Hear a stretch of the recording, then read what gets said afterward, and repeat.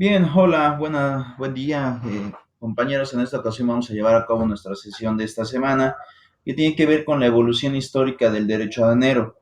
Para esto me es necesario ver una trascendencia a nivel internacional. Ya tengo preparado un video y después ya tengo también un documento que estaremos revisando el día de hoy que habla acerca de comercio exterior, evolución de las aduanas en México y bueno, vamos a estar viendo prácticamente cómo es que se logra generar esta evolución y cómo surge el derecho en esta parte de la historia mexicana. Y bueno, vamos a estar viendo cómo es que se mueve el mapa en materia del derecho aduanal. Pero bueno, vamos a ir directamente sobre este video que ya tengo aquí, pues prácticamente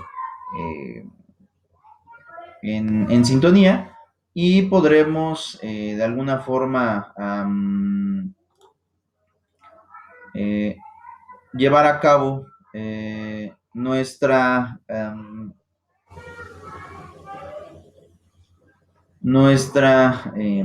sesión eh, en vivo. Pero bueno, vamos con el video y regresamos a revisar este documento que vuelvo a repetir, ya lo tengo aquí, vamos a estar revisando qué es lo que sucede. Pero bueno, regresamos en un momento.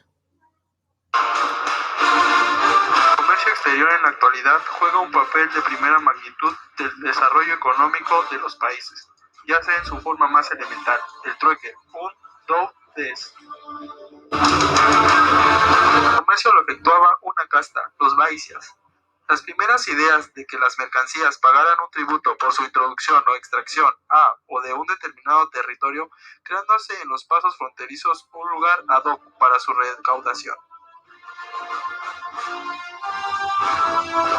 Los productos son esencialmente lo que se exportaba de China hacia otras regiones: seda, sal, herramientas de hierro. Las aduanas se encontraban situadas sobre las rutas comerciales, siendo las más importantes la llamada de la seda. Las caravanas y barcos del faraón se realizaban en el comercio de importación y exportación. Se introducían maderas, marfiles, metales, lana, aceite de oliva, vinos, resina, plata, mirra, especies, tintes. Se extraían oro, textiles, lino, trigo, cerámica, papiro y perfumes. Se percibían tributos por la importación y exportación, tránsito, circulación de paso, derecho de puerta y de muelles en los pueblos. Y asimismo también conocieron las aduanas interiores.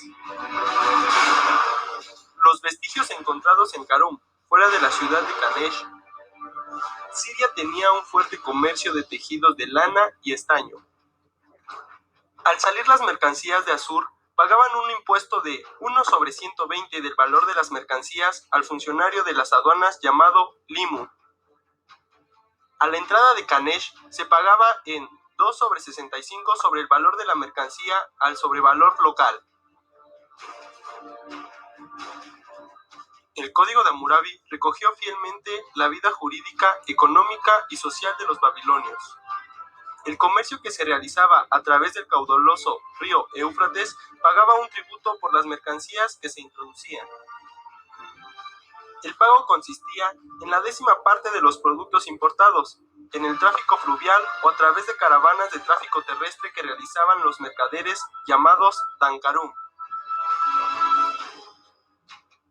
El hecho de que sus naves transportaran mercancías de todos los pueblos conocidos en esa época, la aplicación de todo un sistema de privilegios que se otorgaba en forma recíproca a las colonias, nos da una clara idea de la aplicación de proteccionismo y algunas otras teorías de comercio exterior. La administración en las aduanas en Atenas fue encomendada a los decastólogos.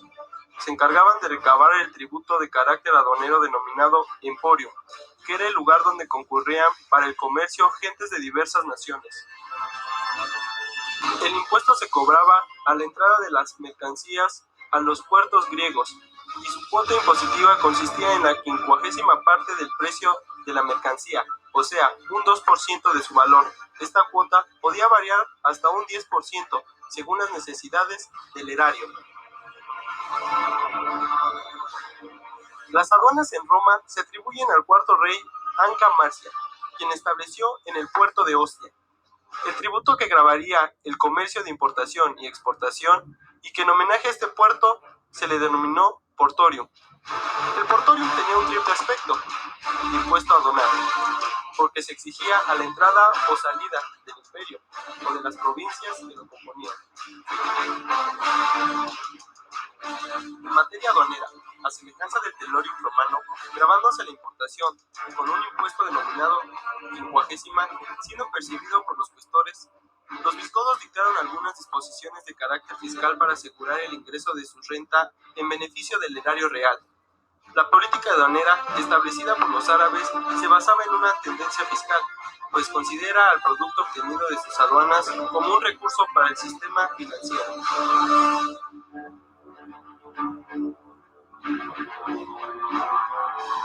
Es importante señalar que el sistema económico que prevalecía en esa época era el llamado mercantilismo. El atesoramiento por parte del Estado de materiales preciosos, creyendo que el país más poderoso era aquel que tenía más oro y plata acumulado. La Nueva España, prohibiendo a sus colonias el comercio entre otros países y entre ellas mismas, creando con ello un monopolio comercial exclusivo entre colonias y España. Dentro de los primeros documentos de contenido aduanal que regularon las colonias se encuentra la cédula real del mes de mayo de 1497, obra de los Reyes Católicos, denominada Carta de Burgos, en la que se declaraba libre de pago del impuesto del almojarifazgo. Derecho de habería. Se comenzó a recaudar desde 1526, creado para cubrir los haberes y demás gastos que causaban los buques de la armada que escoltaba a las flotas. Esto por cuenta de los dueños de las mercancías, cubridos por partes iguales. Derecho de almirantazgo. Se estableció en favor al cargo de almirantes de la India, dado a Cristóbal Colón y a sus descendientes. Este derecho se equiparaba al de almirante mayor de Castilla. Derecho de almojarifazgo.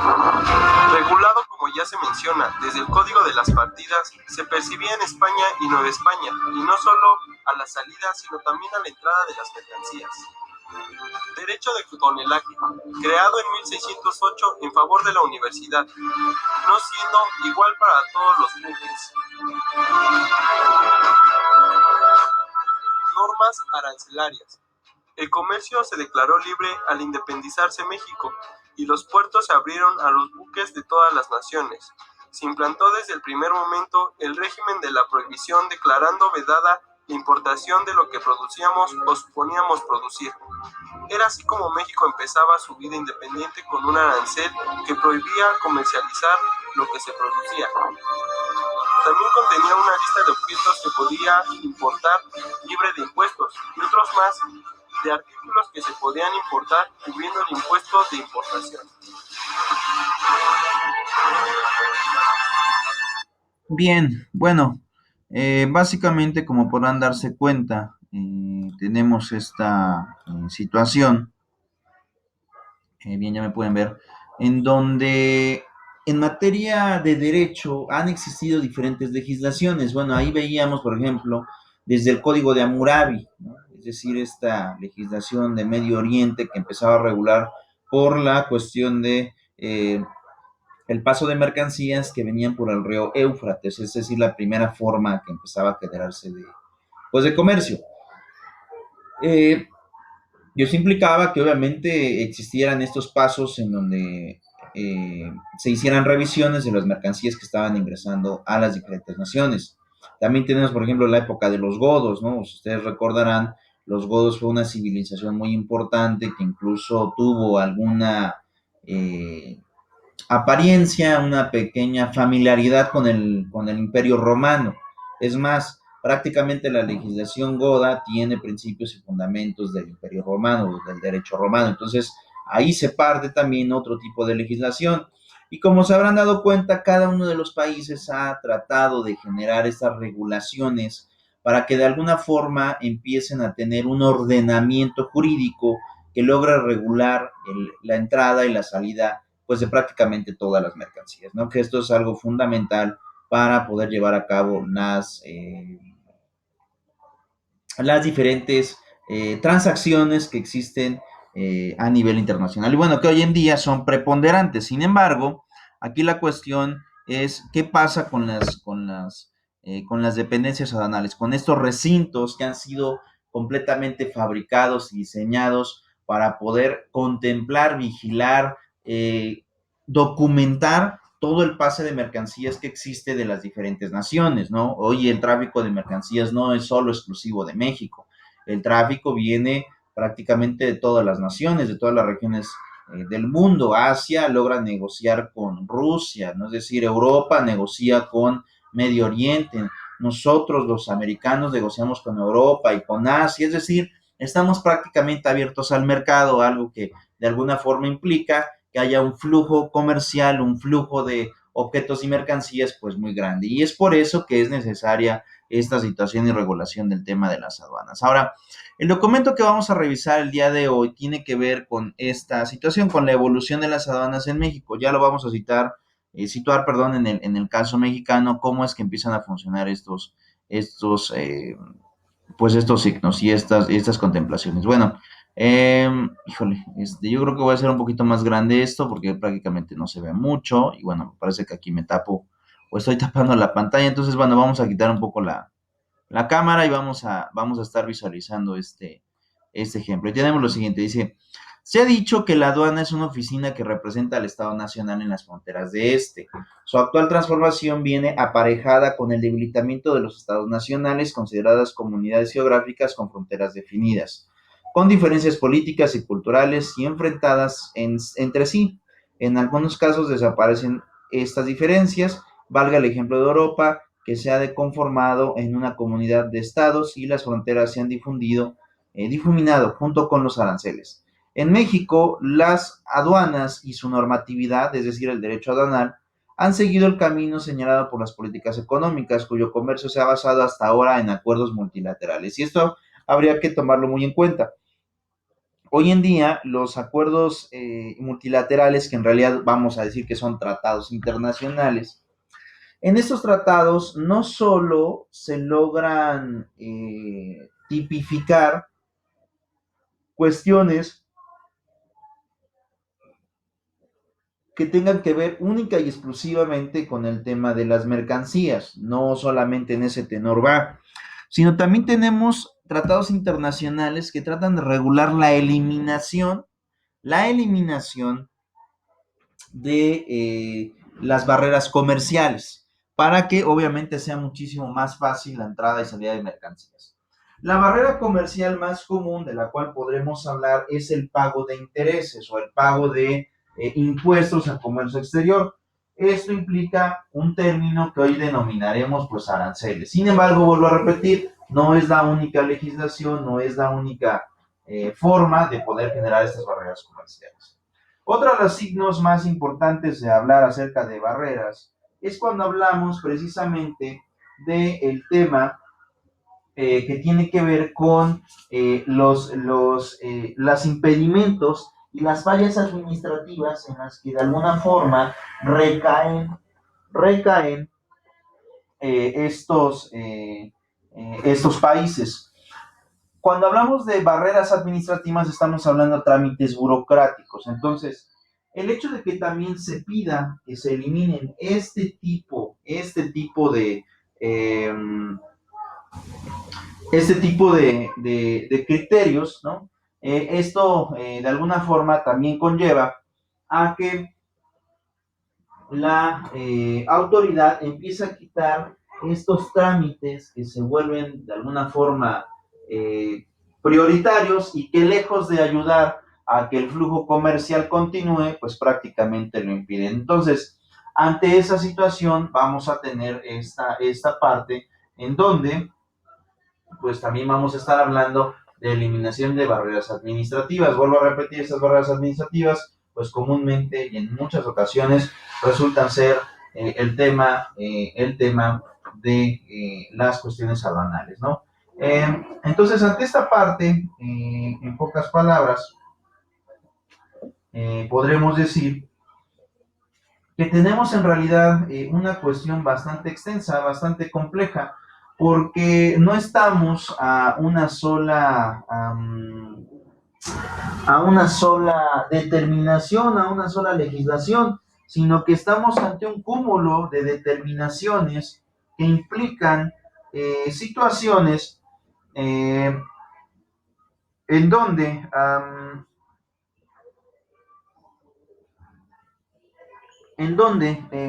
estos impedimentos o estas barreras pues cada vez van o cada vez tienen un mayor número de impedimentos. Y es por eso que la legislación aduanal entra. Aquí es donde entra el tema de la legislación aduanal, porque no solamente debemos ver el tema de los conflictos a nivel de barreras comerciales como algo que solamente tiene que ver con el pago de impuestos, sino también tiene que ver con el tema de los derechos y el pago de contribuciones y toda la revisión y auscultación que se hace de mercancías dentro de esos recintos llamados aduanas. Entonces, esta es la problemática y esta es la situación que vamos a tener en la clase del día de hoy. Pero bueno, como hemos mencionado, ¿no? Han existido diferentes legislaciones, ya vimos, obviamente van a existir reglamentos también que van a estar regulando esta conducta, y bueno, continuaremos con este texto. Dice, ¿qué pasa con los antecedentes de la aduana en México? ¿De dónde surgen estas aduanas mexicanas? Y dice,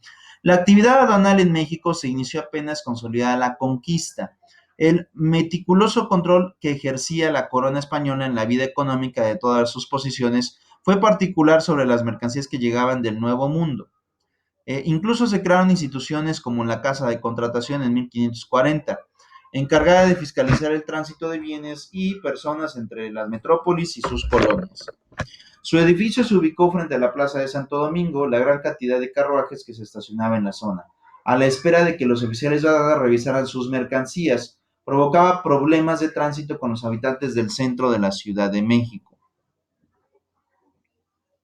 Producto también de las actividades aduanales en los portales de la plaza aparecieron escribanos expertos de redactar pagarés y cartas de aporte, y a pesar de que la aduana funciona hasta 1887, la actividad de los escribanos aún pervive, pero ya de manera modernizada.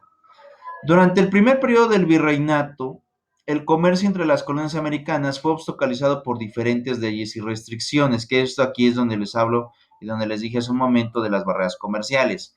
Ahora vamos a aumentar una más. No solamente tiene que ver con el trámite administrativo, no solamente tiene que ver con el pago de impuestos, también podremos tratar a las barreras comerciales, el tema de la legislación aplicable para el tema aduanal. A veces la ley también resulta ser una barrera, un impedimento de que exista o de que se aliente un mayor impulso, eh, un mayor impulso eh, de, um, de, eh, de ayuda, de comprensión, en donde pues principalmente se generen estos incentivos, ¿no? Vuelvo a repetir, tenemos una,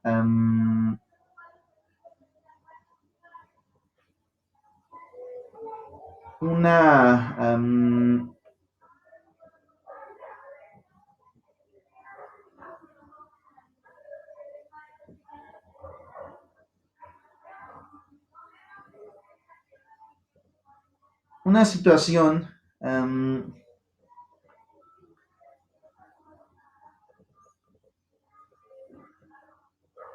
en donde pues principalmente se trata de generar, de agilizar esta actividad. Obviamente si la ley resulta un impedimento, pues esto va a tener una consecuencia en tiempo posterior.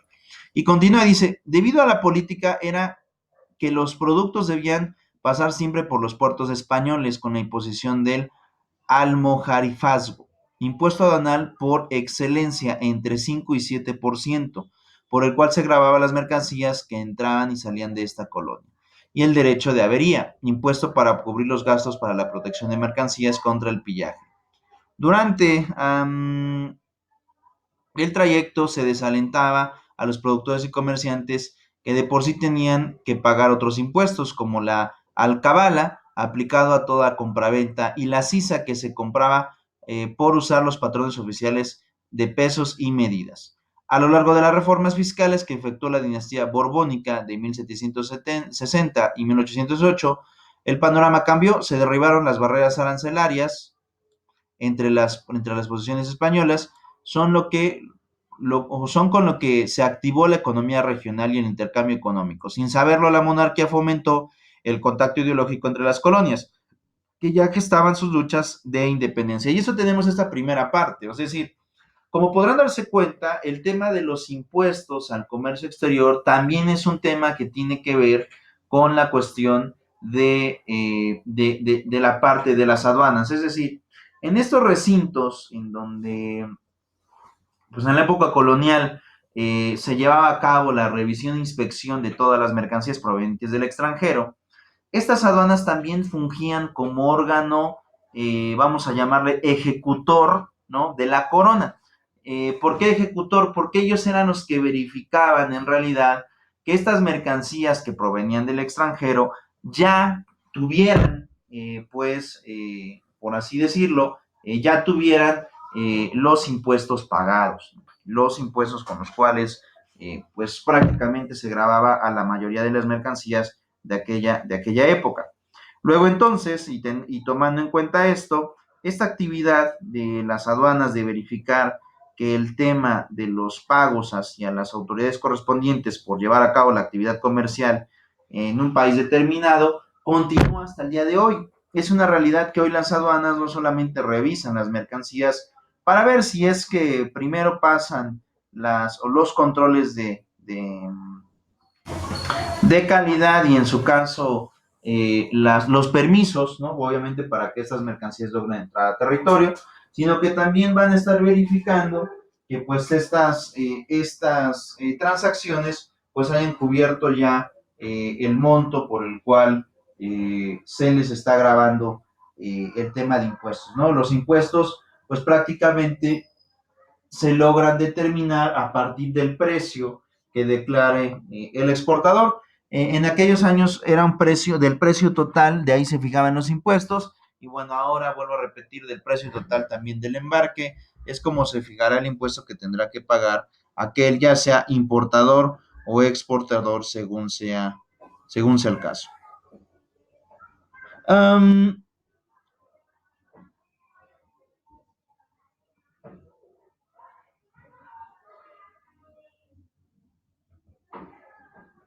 Ante esta parte, bueno, no solamente tiene que ver con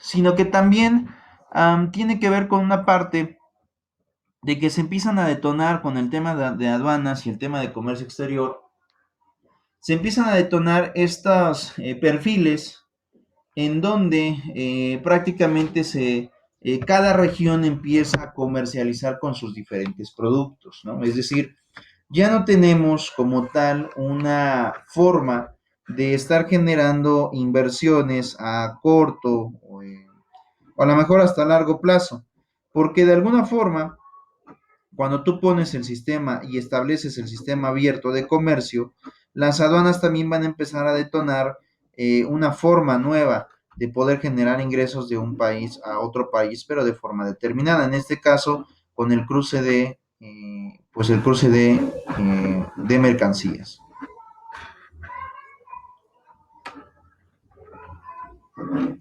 Y ante esta situación,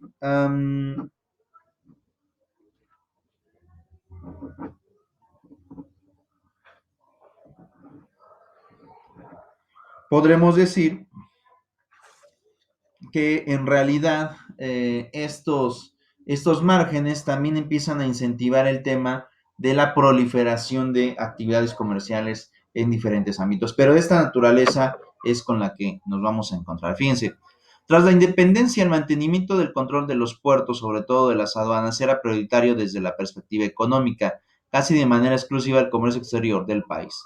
En 1821 se realizaba por el puerto de Veracruz, aun cuando desde 1820 se habían habilitado varios puertos para el comercio con España, que mantuvo relaciones comerciales con México. De hecho, era el socio comercial más importante de ese periodo. Se estableció entonces un solo derecho del 25% proveniente de la hacienda pública mediante el sistema de aforo. Esto es del valor de la mercancía fijado en el arancel. Que esto, fíjense, esta parte es importante, ¿no? A veces nosotros vemos el tema de la historia y la historia nos dice que nos independizamos, nos,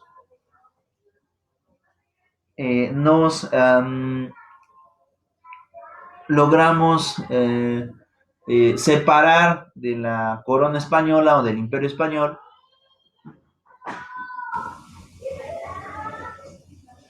Y en realidad lo que sucede es que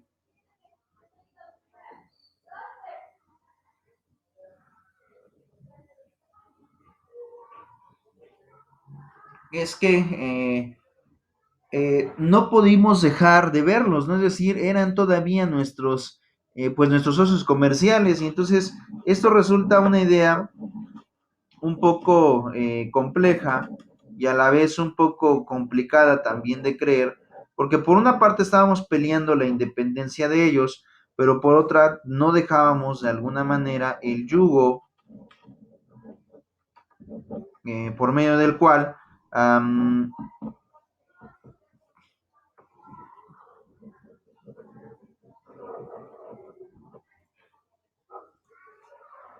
del cual se tiene esta, esta situación de familiaridad, pero en el tema de comercio, es decir, nos separamos de alguna forma del dominio militar que teníamos sobre ellos, ¿no? Pero por otro lado, pues los hicimos nuestros primeros socios comerciales y pues eso resulta de alguna forma también una paradoja, ¿no?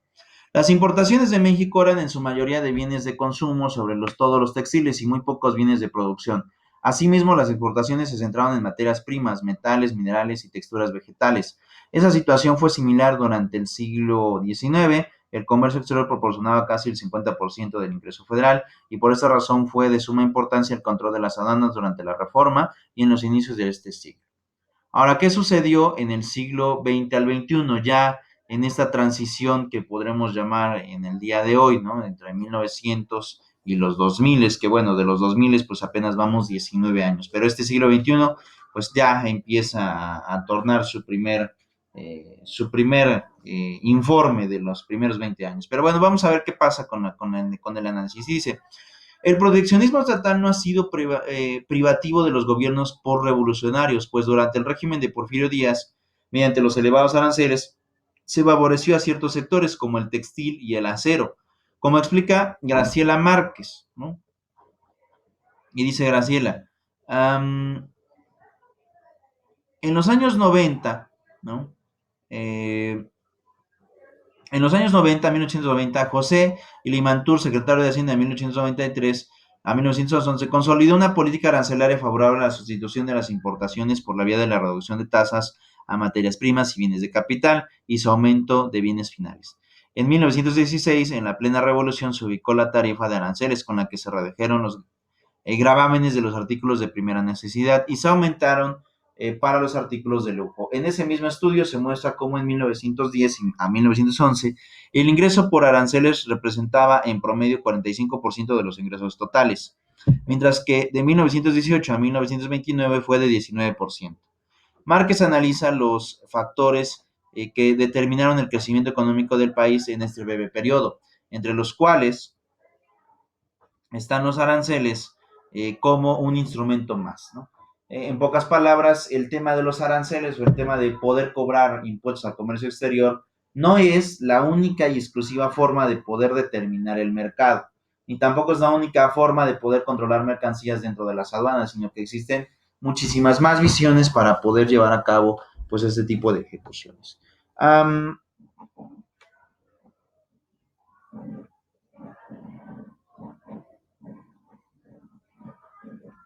Ahora tenemos lo siguiente, y manifiesta, dice, Lerman señala que en 1910-1911, es decir, después de la revolución, desde que inicia la revolución, el 53.3% de las importaciones venía de Estados Unidos y 42% de Europa. de las magras exportaciones. 77% se dirigía hacia el primer país y el 21.5% hacia el continente europeo, ¿no? Que esto también es importante. En pocas palabras, México a partir de la época revolucionaria ya no dependía del continente europeo, como sí pasaba en el siglo XIX. Prácticamente todo nuestro antecedente data, pues que sí teníamos dependencia en realidad de los gobiernos europeos, ¿no? Es más, no solo en temas portuarios, sino también en las diferentes legislaciones que empezaron a existir, porque habría que recordar que México, una vez que, una vez que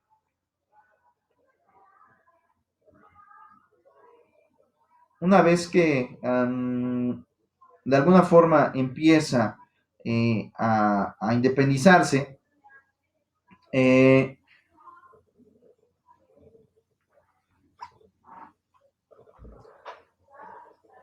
tenemos que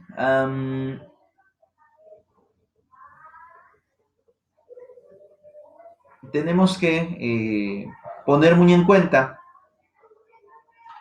que México en realidad deja la dependencia del continente europeo y se centra prácticamente en sus regiones comerciales, es decir, empieza a crear el grupo o el bloque de lo que hoy conocemos como América del Norte, aunque en realidad los americanos pues no nos consideren como americanos, sino ellos nos consideran latinoamericanos, pero bueno, esa será otra historia, pero al final de cuentas, um,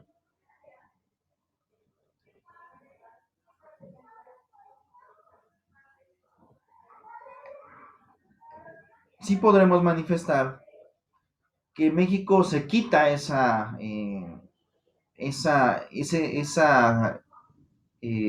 cadena, ¿no? Por así llamarlo, pero le cuesta a México prácticamente un siglo, que aún y a pesar de eso no implica que se haya quitado por completo de la influencia europea, no, en realidad le toma un siglo, pero lo que sucedió fue que pues prácticamente la legislación en aquel momento, lejos de poder tener también un poco de sentido más a la cuestión europea, al derecho romano, pues empieza a tener cierta influencia también del derecho americano para poder regular el comercio exterior. Ahora fíjense,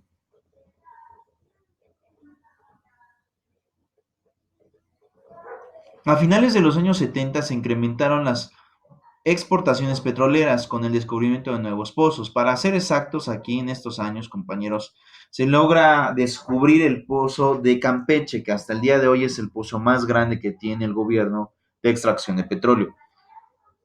Entonces, eso también cambia el paradigma para la escala internacional. Y viene y continúa lo siguiente. Eh, En ese entonces, la tarifa, dice, y se intentó disminuir la protección industrial nacional. En ese entonces, la tarifa de la Ley de Impuestos General de Importaciones fluctuaba entre 0 y 100%. Sin embargo, en el decenio siguiente se implantó otro modelo económico en el que, de manera gradual, en mediano plazo desaparecieron los permisos previos y los aranceles disminuyeron a menos del 10%. En 1986 se incorporó al Acuerdo General de Aranceles Aduaneros y de Comercio GATT los cambios que tuvieron la finalidad de las relaciones comerciales, adquirieran un perfil multilateral y se garantizara que las normas del comercio internacional fueran estables y homogéneas en todo el mundo. Al menos esa era la premisa de la liberación del comercio, es decir, que con menos obstáculos al tránsito de mercancías, la economía del país tendría mejores perspectivas de crecimiento. Las aduanas de nuevo deberían cambiar, ¿no? En los años 70, dice. Entre los decenios de 1970 y 1980, las tarifas arancelarias se redujeron del 0 a 35%, ya no era del 0 a 100% como pasaba en sesiones anteriores, dice. Y para 1981 se buscaba la producción y la promoción de la industria maquiladora y las empresas fueron agrupadas en el programa de importación temporal para producir artículos de exportación PITEX.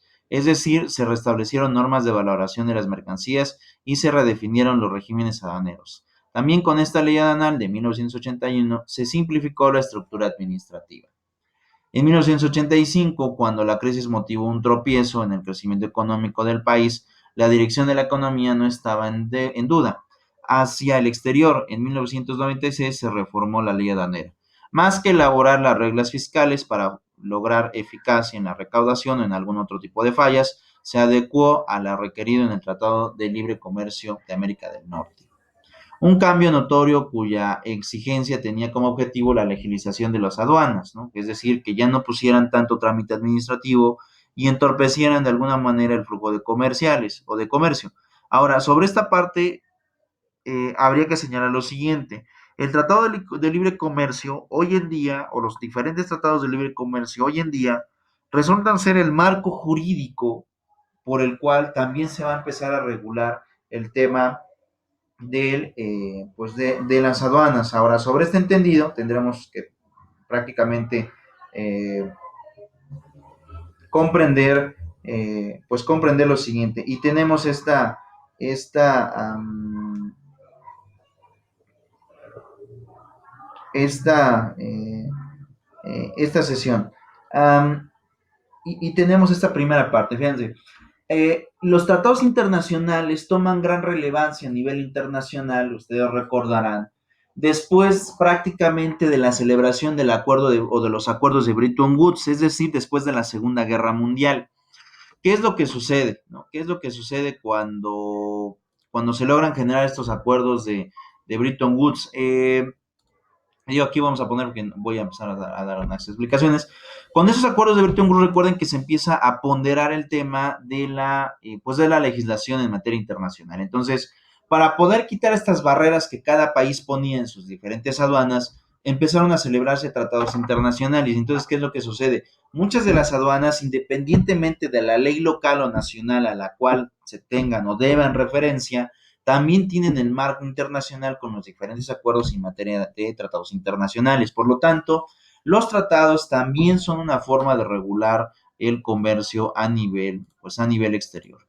Entonces, esas partes resultan ser muy importantes porque estamos hablando de que la legislación en materia de aduanas se vuelve más amplia, no solamente obedece a intereses nacionales, ¿no? Sino también obedece a intereses internacionales.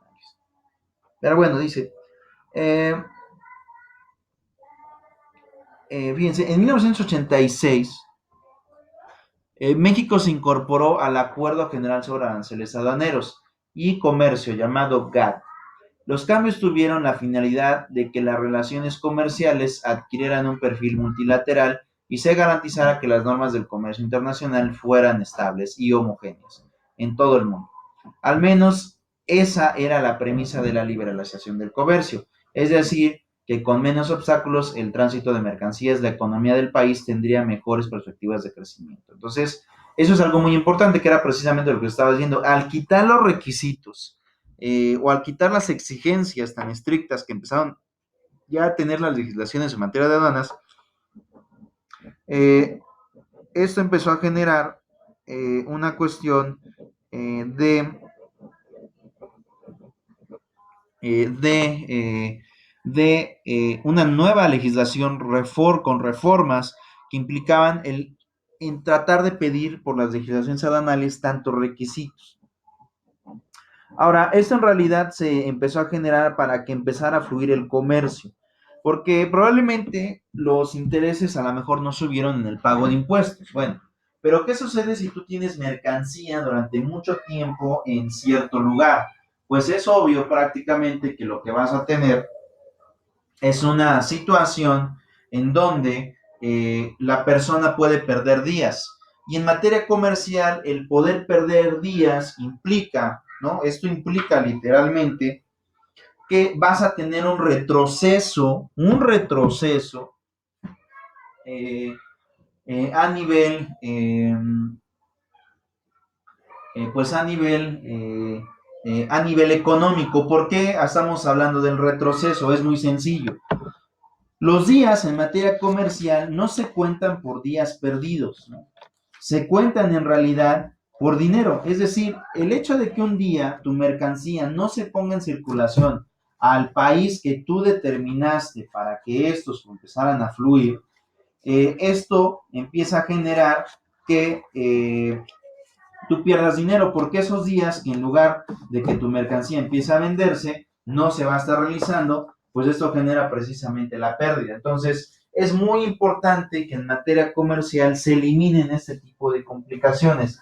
Las barreras no resultan ser más que solamente obstáculos que obstruyen y que impiden el tráfico de mercancías pues a gran escala. Entonces, en ese sentido, debemos de preponderar que las legislaciones para aquellos años pues ya hablaban de esta eliminación, de esta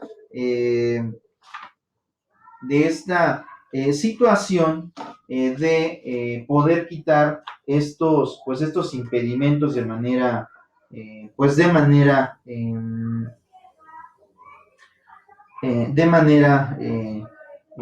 manera conflictual. Entonces, eso es precisamente lo que trata de evitarse y es por eso, ¿no? En pocas palabras, que se empiezan a legislar este tipo de determinaciones. Vuelvo a repetir, se empiezan a legislar porque resulta o empieza a ser insuficiente, ¿no? El tema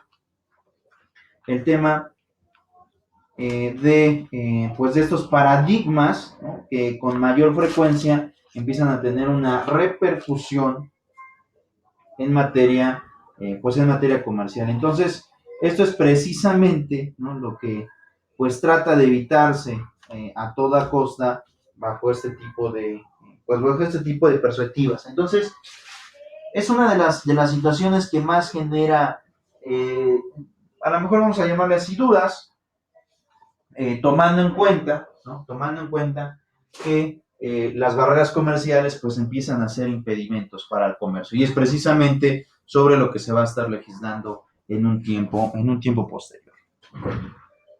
Bien, ahora, ¿qué sucede? Fíjense, en 1986 México se incorporó al Acuerdo General de Aranceles Aduaneros y Comerciales, que en este caso es el GATT. Este acuerdo, compañeros, hasta el día de hoy sigue vigente. Este acuerdo es de carácter internacional, por lo tanto es otra legislación de manera específica que va a tener influencia en la evolución del derecho aduanal. Vuelvo a repetir, prácticamente se empieza eh, a preponderar um,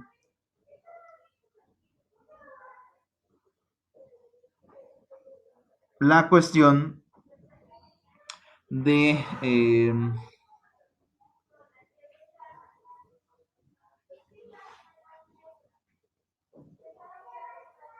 de, um, de tener eh, una legislación de marco internacional que empieza a eliminar pues estas llamadas barreras comerciales. Entonces es algo muy, muy importante que poder tener o que poder tomar.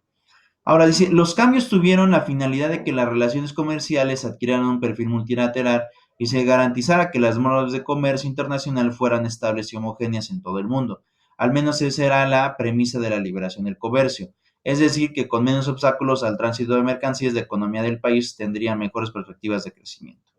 Las aduanas de nuevo deberían de cambiar, ¿no? Otro cambio en el paradigma mexicano y otro cambio en la cuestión de la legislación aplicable, porque aquí ya empiezan a tener influencia los diferentes acuerdos en materia internacional.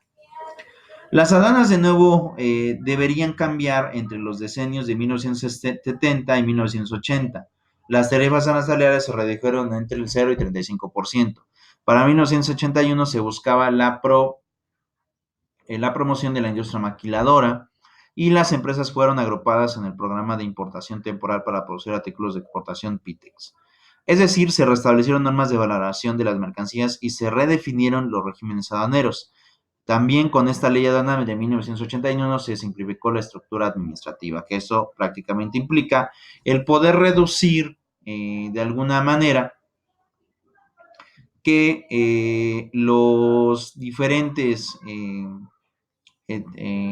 supuestos de trámites y de que la estructura de filtros de personal en materia aduanera pues empezaran a reducir, a efecto de que para aquellas personas que trataban de importar o exportar sus mercancías, les fuera más fácil el poder llevar a cabo esta actividad sin ningún tipo de impedimento en materia administrativa. Fíjense, En 1995, cuando la crisis motivó un tropiezo en el crecimiento económico del país, la dirección de economía no estaba en duda y continuaron los cambios para orientarla hacia el exterior. En 1996 se reformó la ley aduanera, más que reelaborar las reglas fiscales para lograr eficacia en la recaudación o en algún otro tipo de fallas, se adecuó el requerido o en el Tratado de Libre Comercio de América del Norte. Entonces, ¿qué sucede? El impacto en materia internacional se tuvo que reagrupar para, de alguna forma, pues generar esta, ¿cómo explicarlo? Eh, esta aplicación de carácter internacional, a efecto de que incluso los tratados internacionales pues también modificaran para poder hacerle frente a las crisis de los diferentes países que intervenían en la época del 95. Pero bueno, hasta aquí dejaré la clase, nos estaremos viendo la próxima semana. Por mi parte es todo, hasta luego.